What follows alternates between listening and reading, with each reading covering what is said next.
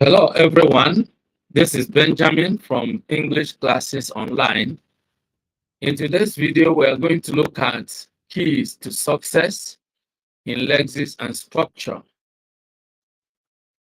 This is designed to enable you to learn the keys to correct English expressions. And of course, when Lexis and structure is being discussed, we are looking at how words and expressions are used in English speech and writing. And of course, the various grammatical principles that govern the use of English come into play. So if you are new to the channel, kindly subscribe to this channel by clicking on the subscribe button below. Make sure you click on the bell icon as well, so that whenever a new video goes live on the channel, you will be notified instantly. Let's dive into the lesson right away.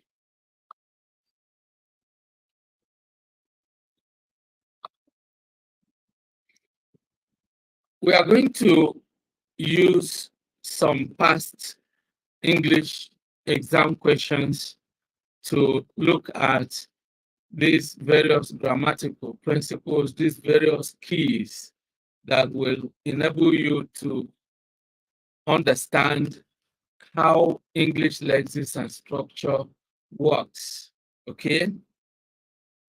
And so we are going to use the West African Senior School Certificate Examination of June 2010 objective test questions. We are going to cover the various sections, and then we look at the grammatical principles, that are being tested. Your knowledge of these principles is being tested in each section. So let's begin to look at them. In each of the following sentences, there is one word and one gap. From the list of words lettered A to D, choose the one that is most nearly opposite in meaning to the underlined word and that will at the same time correctly fill the gap in the sentence.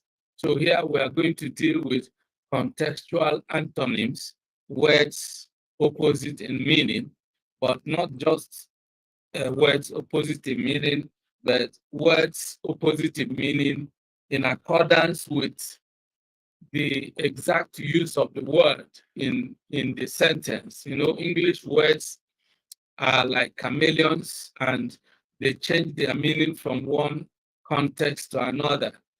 A single English word may have multiple shades of meaning depending on how you use the word. So let's begin to look at them. Question number 1. The handsome profit from her fish business made Mrs. Kuba stop complaining about her husband's salary. And then we have various options. Option A is ugly, B, meager, C, modest, D, lowly. Now, we are looking for the opposite of handsome.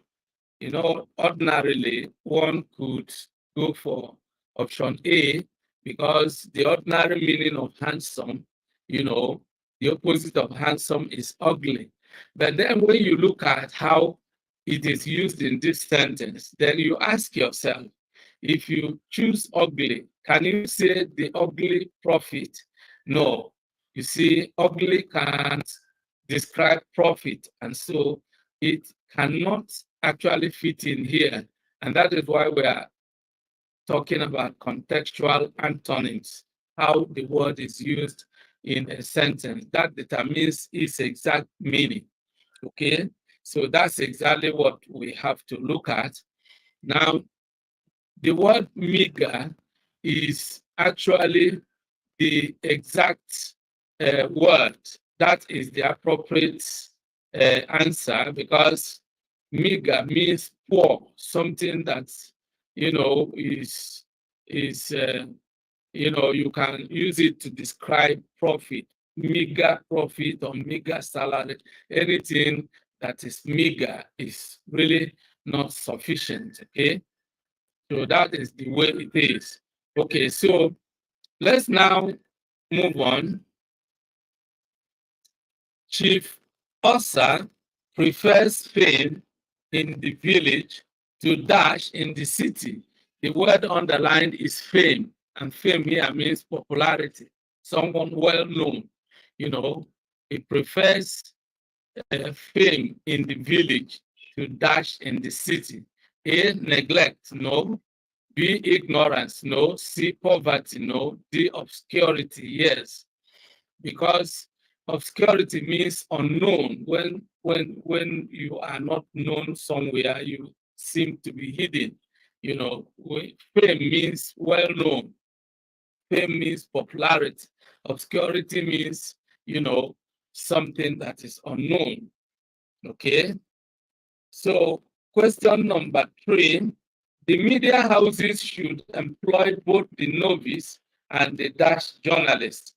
Now, the word underlined here is novice, and novice means someone who is not experienced, who is new to something and doesn't know much about it, okay? And then the opposite should be someone who is experienced, someone who is a professional, who knows who knows a lot about that field. That's talking about journalism. So A, apprentice, no. B, probationer, no. C, newcomer, no. A novice actually is a newcomer. D, veteran, yes. A veteran journalist is a professionally competent and experienced journalist, okay? Now let's look at question number 4. While the registrar considers the matter insignificant, his deputy sees it as dash. The word underlined is insignificant. If something is insignificant, it means it is unimportant. It doesn't amount to much. It's of little importance. So the opposite of it should be something important. So let's look at A, minute, no. B, crucial, yes. If something is crucial, it's of great importance. So to answer questions in this section, you really need to have a large active vocabulary, okay? And part of what we can regard as proficiency in the use of English is having a large active vocabulary, knowing the various words in English and what they mean and how you can use them correctly in English sentences, okay? So question number 5, it pays to be firm rather than dash in a case like this. Firm, when you are firm, you are unbending, okay? So A, flexible is the answer, because if something flexible can easily bend, okay? It can easily change. But firm means unchanging, to take a stand and stick to it. That is what it means to be firm. When you are flexible, you can compromise, you can change your opinion. So the other options are not the correct options. So let's now look at question number 6. Usually Joseph is articulate in his speech, but today he sounds dash. When you are articulate, it means that you are expressing your ideas quite clearly. You are articulate. Your ideas flow, quite clearly. So, but let's look at the various options. A, clear, no.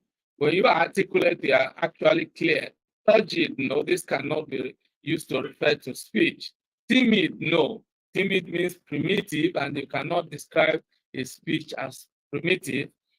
Incoherent is the correct option, because when you are articulate, then of course it means that your ideas are actually communicated quite clearly, but when you are incoherent, it means that your ideas are disjointed, they are not really well articulated. Question number 7. The man's first wife is loyal, while the second is dash. A, unfaithful is correct. When you are loyal, you are faithful. It means you are supportive. You are in full support of the man. But the one that is unfaithful is disloyal. Okay. Question number 8. Rather than convict him, the impartial judge dash him. Okay, the impartial judge dash him. Rather than convict him, the impartial judge dash him. Now, the opposite of convict in terms of, the language of law, when somebody is acquitted, it means he's declared innocent, he's exonerated. So the option D is correct. Rather than convict him, the impartial judge acquitted him. You may have heard this legal terminology, discharged and acquitted. The opposite is convict. When someone is convicted, he is pronounced guilty and then subsequently sentenced, okay? Question number 9. Instead of reconciling her parents, Roxanne worked hard at dash them. Okay, dividing no, destroying no, separating yes. You separate people, like it's a biblical injunction. What God joined together, let no man put asunder. To separate is to put asunder, to put apart. Okay. All right. So now, question number 10. We thought that Uncle Sam's health had improved, but it had rather dashed. Now, the word improved is underlined here. The options A, persisted, no. B, deteriorated is actually the correct option. This is a health language. Actually, when someone's health deteriorates, the health worsens. Okay, so that's the opposite of improve.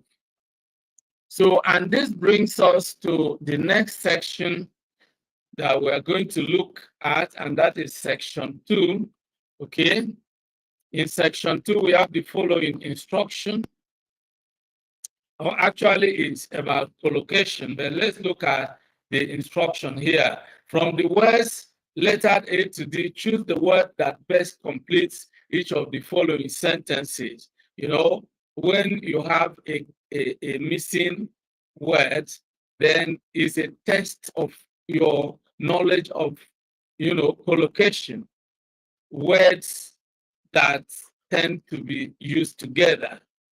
Collocation refers to a group of two or more words that are frequently used together.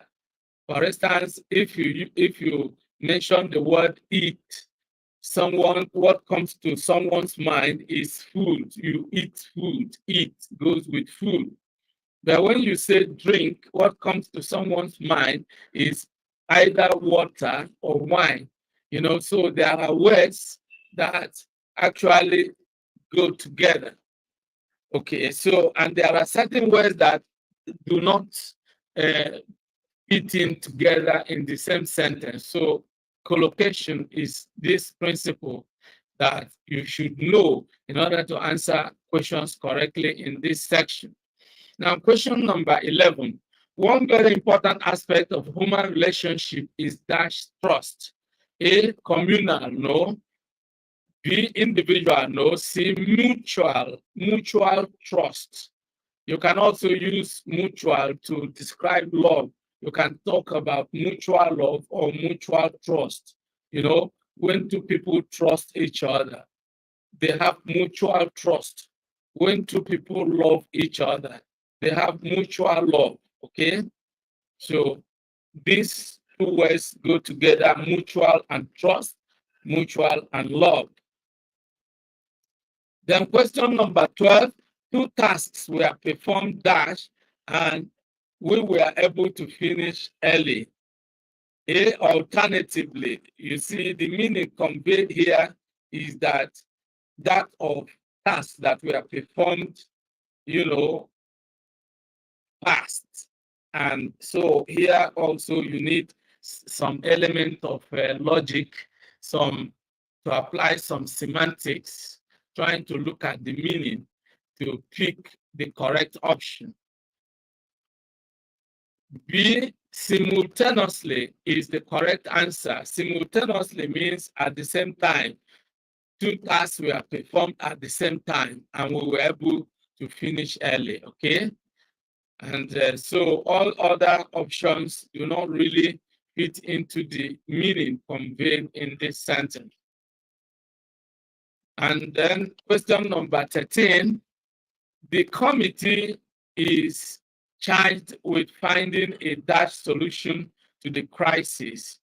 Lengthy, lengthy cannot go with solution. B, current, no. Still lasting, yes. When people are looking for a solution to a problem, they are looking for a lasting solution, So that is how some words actually collocate, or they become the collocates of each other because they tend to be used together. You may have heard it quite often when people talk about looking for a lasting solution to a given problem. Now, question number 14. We are worried by the dash that exists between the 2 factions of the party.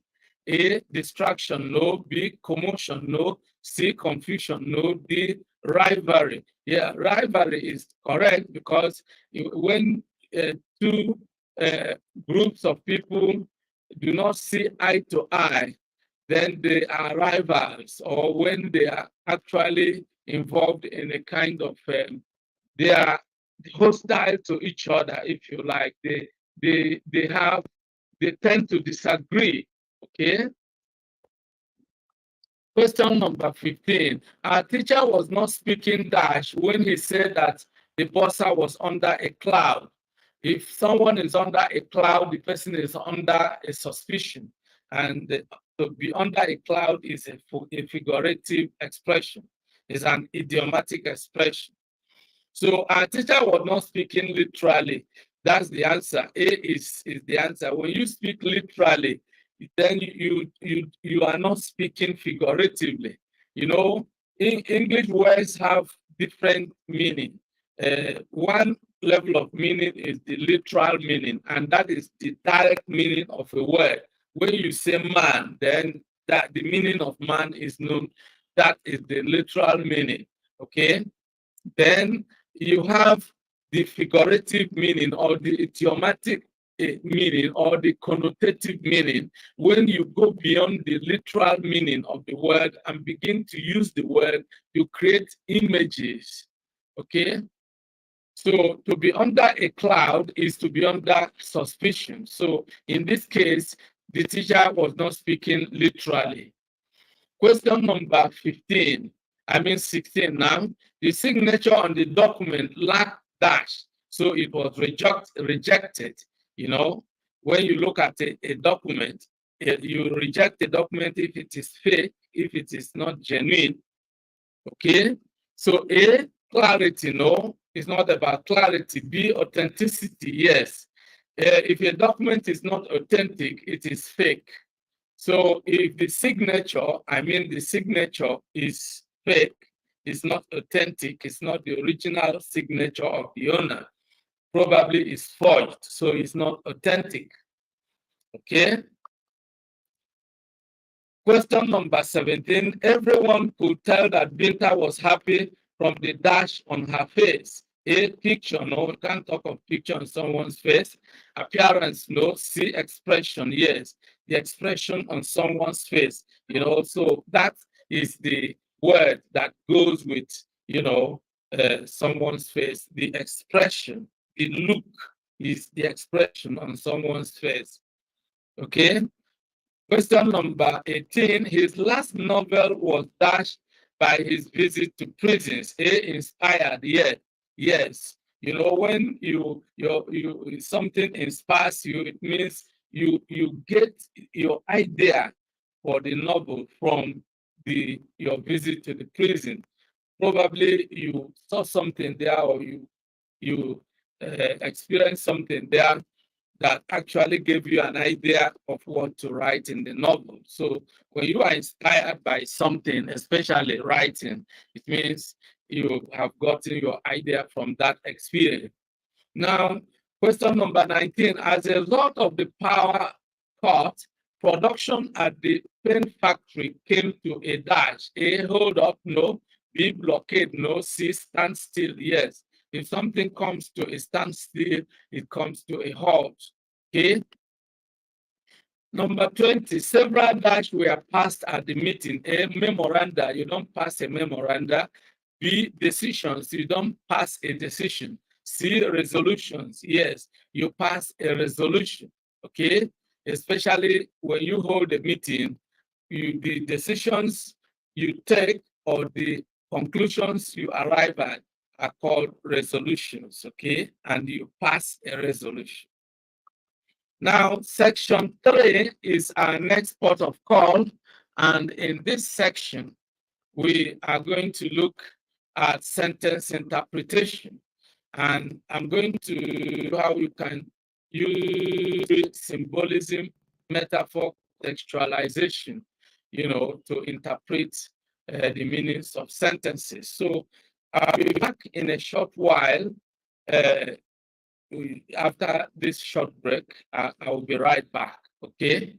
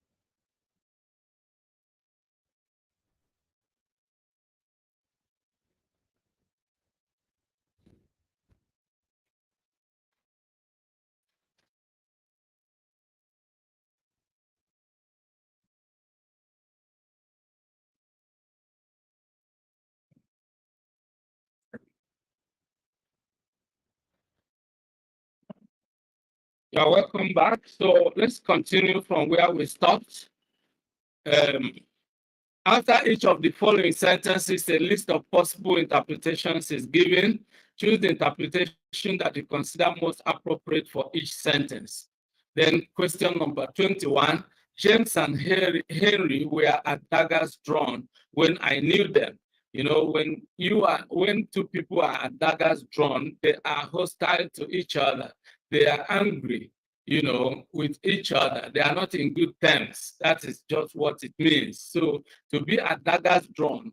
Now, one of the ways to interpret an idiomatic expression is to consider the picture that it creates in your mind. You know, when people are fighting and they are extremely violent, they fight with daggers. So daggers are used as an image to just show you what is happening. Okay, so James and Henry were at daggers drawn when I knew them. This means that that they were always angry with each other. That's correct. They always wore daggers. No. C, we are good at drawing daggers. No. D, we are fighting everybody. No. They were always angry with each other. Now, number 22, my book has become dog-eared through use. You know, this is another image. When you look at the ear of a dog, this creates the image of a book that is crumpled, okay? That is crumpled. When your book is crumpled, the corners of your book are crumpled. That is what it means. This means that A, the corners of the pages of my book are crumpled. Yes. The book has become dog-eared, means that the corners of the pages of that book and crumpled. B, my book is designed like dog's ears. No. C, my book is indispensable. No. D, my book is torn. No. 23, Musa does not believe that there is poverty in Africa. He is a dyed in the wool capitalist. You see, this is another idiomatic expression. Something dyed in the wool is something that is really unbending, very rigid, something that, is someone who is holding his belief very strongly and not ready to compromise. This means that Musa is a kind capitalist, no. B, a thoughtful capitalist, no. C, an old capitalist, no. D, an unbending capitalist, yes. Number 24, whenever my cousin comes to realize that I am telling the truth, she will eat humble pie. When you eat humble pie, then you admit that you are wrong, and of course, when you do that, it means you are going to apologize to the other person. You are just going to come down from your arrogant position and humbly admit that you were wrong. This means that my cousin will A, respect me, no. B, hate herself, no. C, apologize, yes. D, be ashamed, no. The answer is C, apologize. 25, I had dinner with Tony and Nick, and they talked shop the whole time. When you talk shop, you are talking about your job, what you are doing, your business, okay? This means that they talked A, about buying things from the shop, no. About their job, yes. B is the correct answer. C, all the time, no. D, about taking me to the shop, no. When you talk shop, you are talking about your work, your workplace, or the things you do for a living. Question number 26, his decision to reconcile with the former agent paid off. This means that the reconciliation A, yielded positive results. Yes. When something pays off, it means it succeeds, it achieves its intended objective. B, cost him a lot of money, no. C, was unsuccessful, no. D, cost him some trouble, no. Question number 27. The beauty of Bimpe's garden shows that she has seen green fingers. When you have seen green fingers, it has to do with, being good in planting, in growing plants, in gardening, if you like. This means that Bimpe A always paints her finger green, no. B is good at growing plants, yes. C turns everything she touches to green, no. D likes keeping green objects, no. Okay, 28. I would have visited you, but for my father's ill health. This means that my father's ill health would have made me visit you, no. B, father's ill health prevented me from visiting you yet. I would have visited you, but for my father's ill health, which means I would have visited you, but I didn't visit you because of my father's ill health. So that's the accurate meaning. C, father threatened to fall ill if I visited you, no. D, father did not fall ill, so I couldn't visit you, no. Now, 29 now, her husband's death has forced her to tighten her belt. When you tighten your belt, you cut your costs, okay, to economize. This means that she has A, become more economical, yes. B, adjusted her belt, no. C, become very aggressive, no. D, become very greedy, no. Now, question number 30, some candidates take examinations in their stride. If you take something in your stride, it means you don't allow it to worry you or bother you, okay? You just react calmly to a situation that ordinarily would have gotten you ruffled, okay? This means that they prepare hard for them, no? Do not worry about them, yes. they do not worry. Find them insurmountable, no. D, are familiar with them, no. Now, section 4. This brings us to section 4. So let's move on to section 4. And section 4 is about synonyms. When we started first, we looked at antonyms, words opposite meaning. Synonyms are words nearest in meaning. From the words lettered A to D below each of the following sentences, choose the word or group of words that is nearest in meaning to the underlined word as it is used in the sentence, okay? Now, question 31, the provocation had an instantaneous effect on him. Something instantaneous is immediate, okay? Instantaneous, that's from instant you have instantaneous. A, lasting, no. B, an immediate, yes, that's the correct option. Similar meaning, instantaneous means immediate. C, terrifying, no. D, momentous, no. 32, I woke up feeling rather queer. The word queer is strange. A, fine, no. B, strange, yes. C, strong, no. D, tired, no.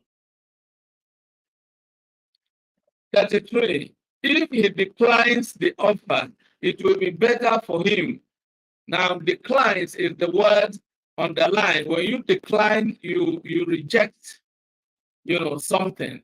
To decline an offer is to reject an offer. A, ignores, no. B, denies, no. C, snubs, no. D, rejects, yes. 34, our club encourages benevolence. Benevolence means kindness. When you show kindness, a benevolent someone is a kind-hearted individual. So, when you encourage benevolence, you are encouraging showing kindness to people or being charitable. Okay? A, affluence, no. B, sincerity, no. C, charity, yes. D, association, no. The answer is C, charity. 35. Such utterances are inimical to the peaceful coexistence of the two communities. When something is inimical, it is harmful. Okay? It is disruptive. A, unhelpful, no. B, unimportant, no. C, harmful, yes. That's the correct option. D, useless, no. Question number 36. The chairman observed that Andrew was the most qualified. The word qualified is underlined. Option A, suitable, yes. If you are qualified for a job, you are suitable for that job. B, accommodating, no. C, responsible, no. D, interesting, no. Option A is correct, suitable. Question number 37. What do you intend to do with these inanimate objects? The word inanimate means without life. That means lifeless. Okay? A, lively, no. B, fascinating, no. C, precious, no. D, lifeless, yes. 38. Everybody noticed that the chairman's excuse was lame. When you give a lame excuse, it means that the excuse is really inexcusable. It doesn't make sense, okay? It's not acceptable. A lame excuse is an unacceptable excuse. A, verbose, no. B, precise, no. C, unsatisfactory, yes. D, unconditional, no. 39, the president appointed staunch supporters of his policies as advisors. A staunch supporter of something is a strong or powerful supporter of such a cause. A, trusted, well, no. B, critical, no. C, affluent, no. D, strong, yes. Strong, staunch is conveys the meaning of strong, very strong. Now, number 40, the little boy gave his candid opinion of the incident. Candid opinion is sincere opinion, frank, when you are sincere, okay? A, quick, no. B, brief, no. C, frank, yes. D, hurried, no. Now, this brings us to section 5. which is where we're going to round off. So let's look at the questions. Now, we are going to look at the grammatical principles of concord, collocation, sequence of tenses, and so on and so forth, even the use of prepositions as well. Okay? Now, from the word or group of words lettered A to D, choose the word or group of words that best completes each of the following sentences. 41. Why are you always jealous dash other people? The word jealous goes with of. O-F. You are jealous of. So option A of is correct. 42. It is sad that the rich dash pity the poor. It doesn't, no, because when you say the rich, is a grammatical structure we call a nominalization. And this is a nominalized adjective. When you nominalize an adjective, you convert it to a noun phrase, and such a noun phrase refers to a group rather than a single person. You cannot use the rich to refer to a single individual, to an individual. No, the rich refers to a class of people that are well-to-do. Okay, so it's plural in nature. The rich, A doesn't, no, B don't. Yes, the answer is don't. The rich don't pity the poor. A do, no, because this will actually, this will not agree with the semantics. It is sad. If they do pity the poor, then it's not sad. It is sad that they don't pity the poor. Okay?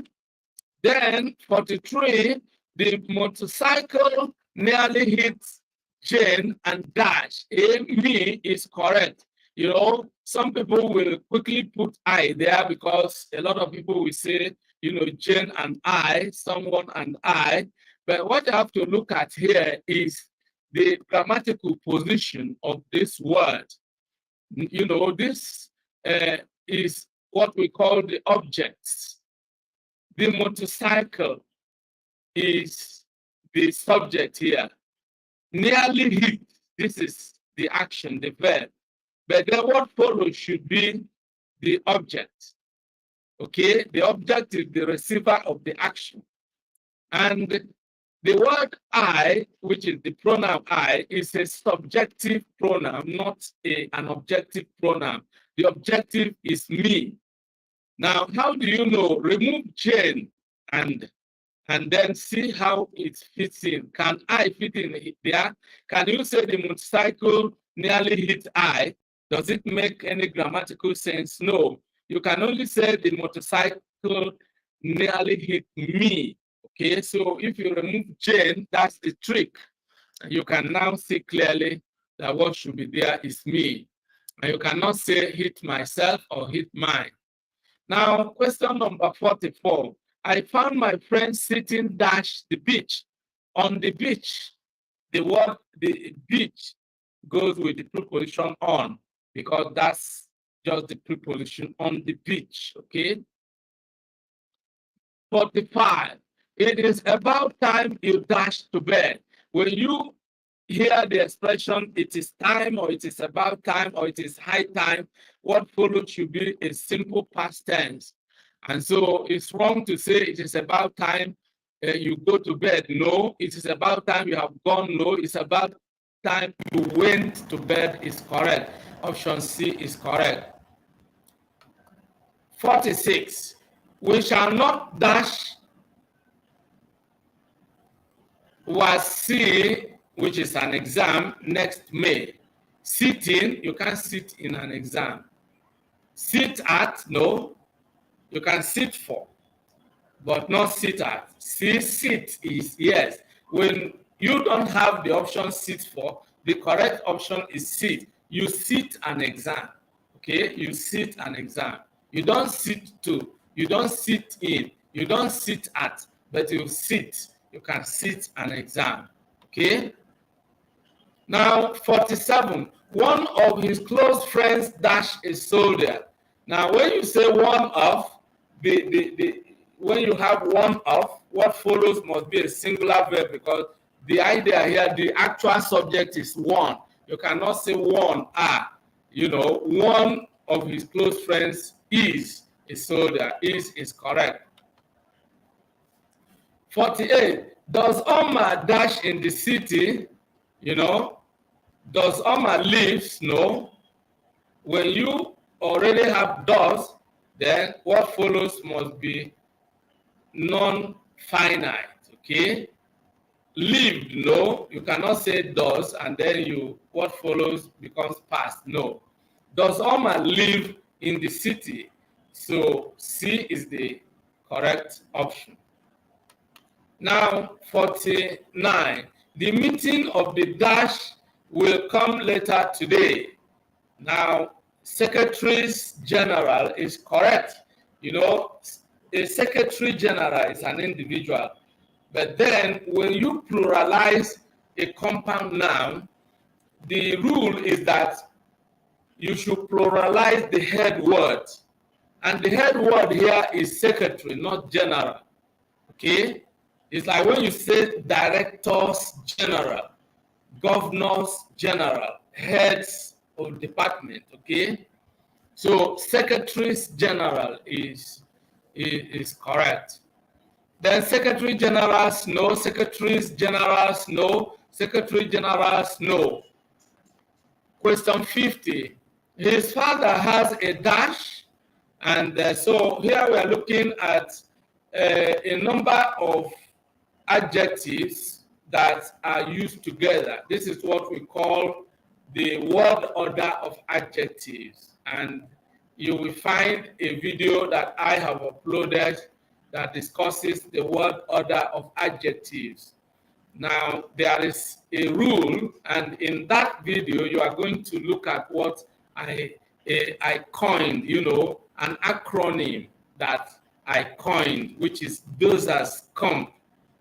D stands for determiner, O for opinion, S for size, A for age, the other S for shape, those as comp, C for color, the other O for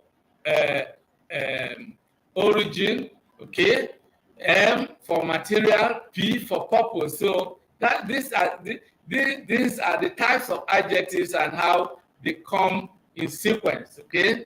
Now let's apply that to here. Round is an adjective of shape, and wooden is an adjective of origin. And so shape cannot come before origin.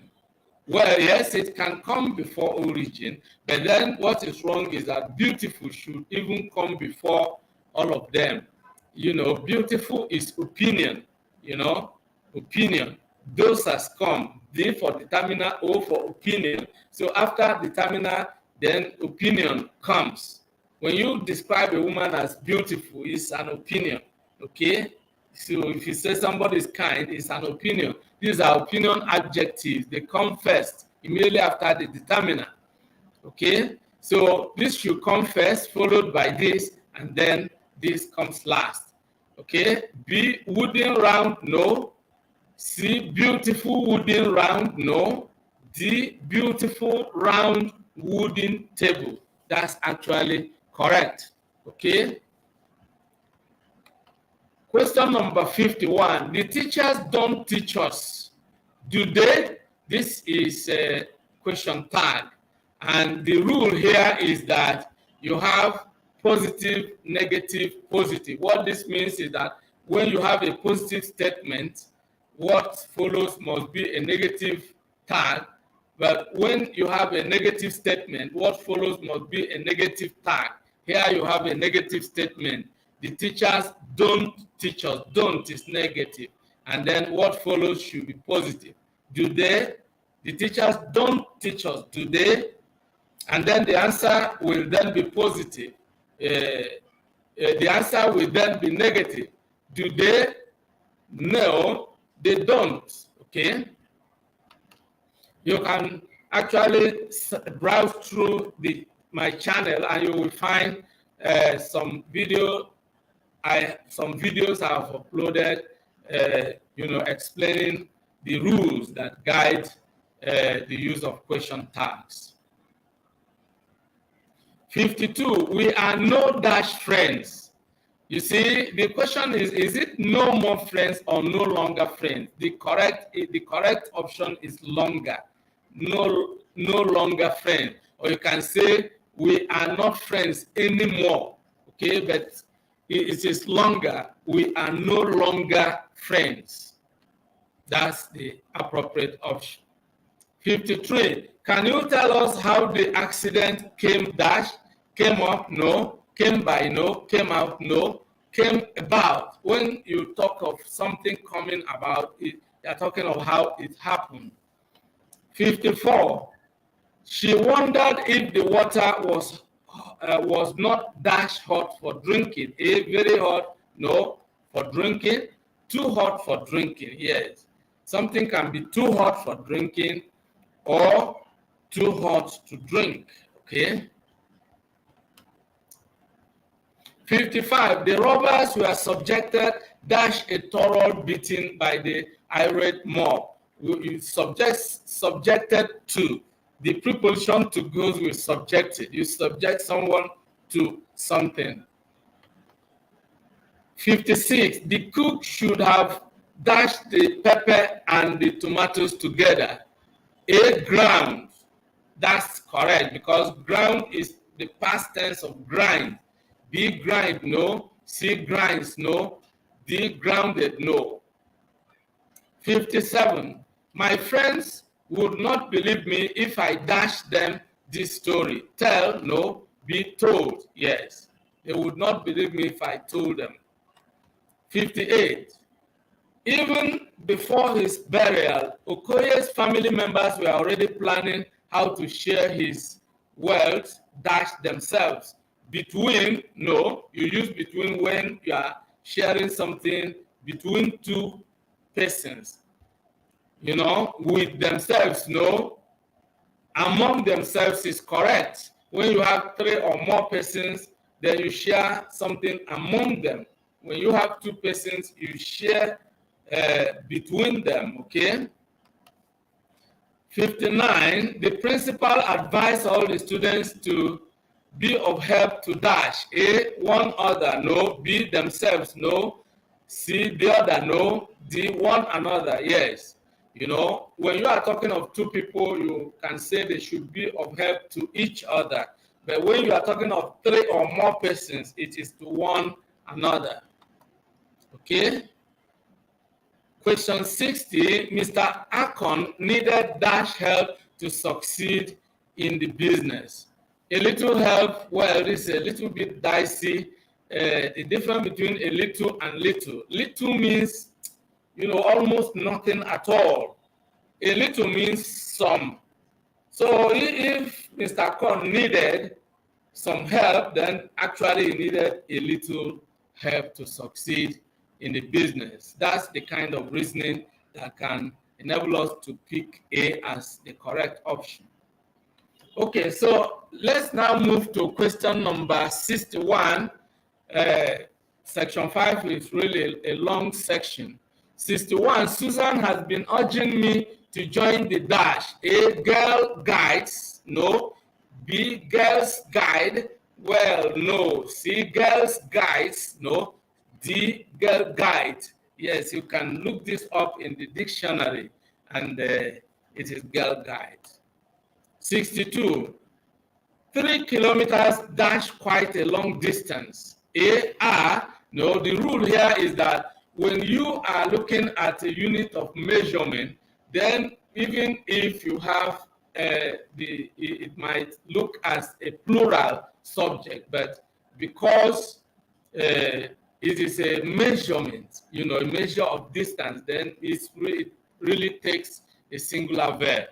3 kilometers is quite a long distance. It's like when you talk of $1 million is a lot of money. You cannot say $1 million are. When you talk of distance, you talk of units of measurement, they go with singular verbs. Now, Question number 63. If they had known us, the dash A will not have treated us like that. No.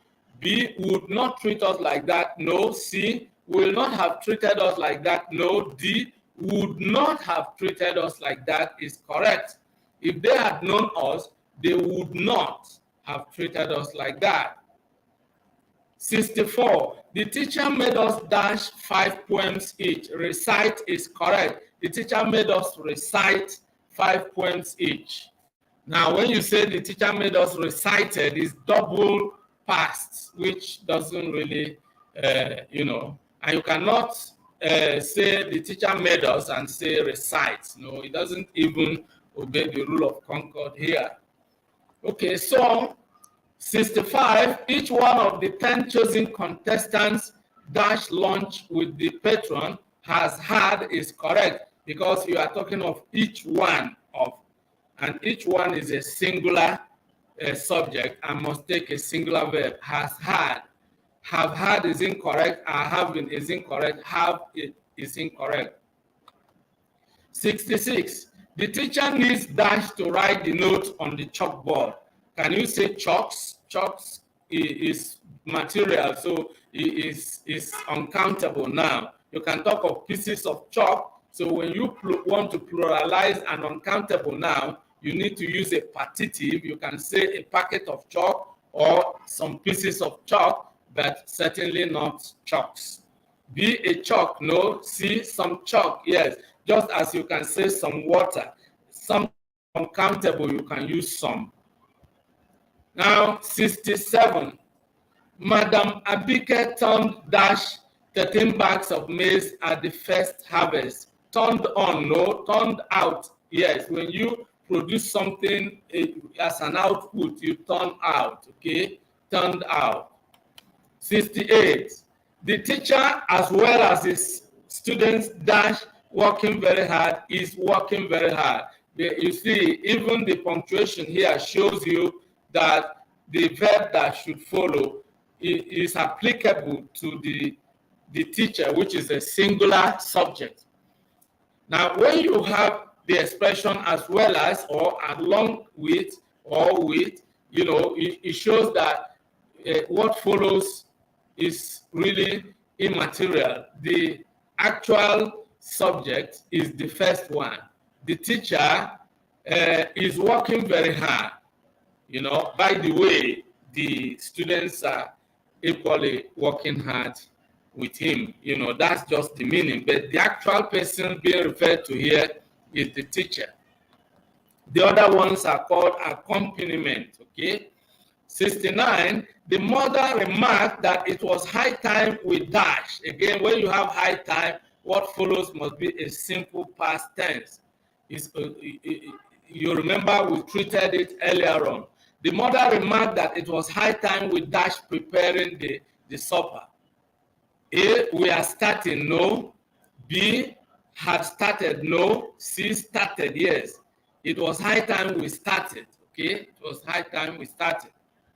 70, all we need dash dedicated teachers. So here we have something that is a bit confusing, but when you understand the rule, then you know that what should follow here is dictated by the subject rather than by the complement, okay? When you have a singular subject and the plural complement, then the verb must obey the subject rather than the complement. So what we have here must be singular.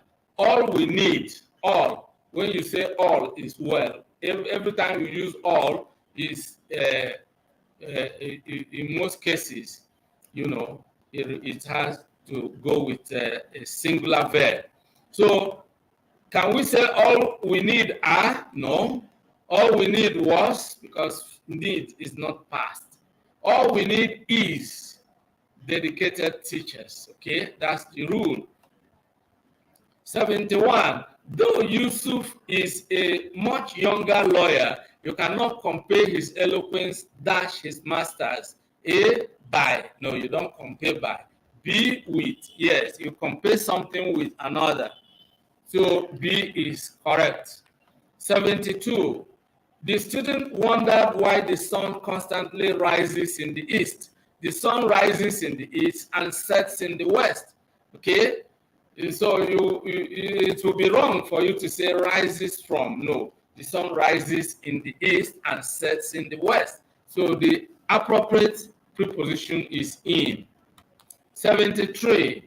Mrs. Kofi is angry dash her daughter's lack of interest in her business. A, at is correct. You see, you might be confused whether to use at or with. Now, the explanation is this. If you are angry, and what makes you angry is somebody, then you say you are angry with. If we are just looking at Mrs. Kofi's daughter, then we can say Mrs. Kofi is angry with her daughter. But she is not angry with her daughter. She is angry with something. Lack of interest. Her daughter's lack of interest. So she's angry at. You are angry at something. You can be angry with somebody, or you are angry at somebody's, behavior. 74. Until I heard him myself, I dash imagined that he said that. A, did not. No. B, could not have. Okay. When you say I did not imagine, it's grammatically incorrect. But when you say I could not have imagined, that is correct. So option B is correct. 75, the last but not the least question here. No sooner had the war started, dash the soldiers deserted the village. Anytime you have no sooner had something happened than. So than always follows no sooner. Okay?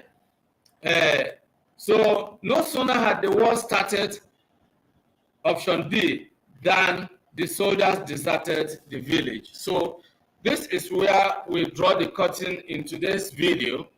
I hope you enjoyed the video. If you did, then of course, make sure you like the video and share the video with your friends and relations.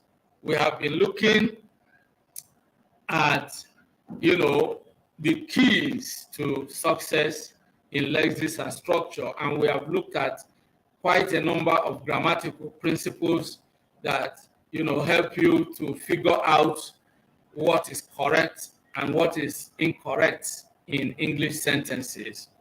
And it is all about grammatical correctness, and so we have looked at them, and I hope you enjoyed the video. If you did, actually, it will be kind of you to like the video and share it with your friends and relations. If you are new to the channel, kindly subscribe to the channel by clicking on the subscribe button below. You will find a red button tagged subscribe. Just click on it. You will also find another button which is a bell icon. Of course, click on it as well. And what that does is that it will enable you to activate the notification system. Whenever I upload a new video on this channel, you will receive instant notification. Okay? And of course, if you have any questions, suggestions, or comments, kindly leave them in the comment section below. If you browse through the description section, you'll find a number of resources that will be helpful to you in your pursuit of proficiency in the use of English. I look forward to seeing you in the next video. Goodbye for now, and remain blessed.